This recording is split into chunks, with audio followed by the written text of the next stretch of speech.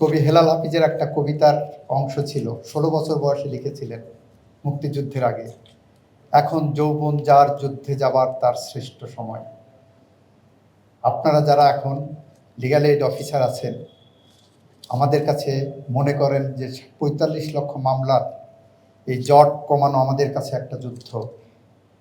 আপনারা সেই যৌবন ধারণ করেন, এখন সেই তারুণ্য ধারণ করেন। এই যুদ্ধে আপনাদের বিজয়ী হতে হবে। আমার কাছে একটা ৬ মাসের স্ট্যাটিস্টিক্স দেখলাম।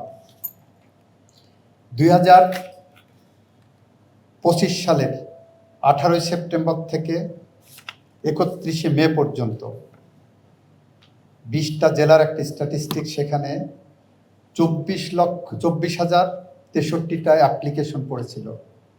তার মধ্যে আপনারা নিষ্পত্তি করেছেন ইতিমধ্যেই ১৮,৩২৩টা।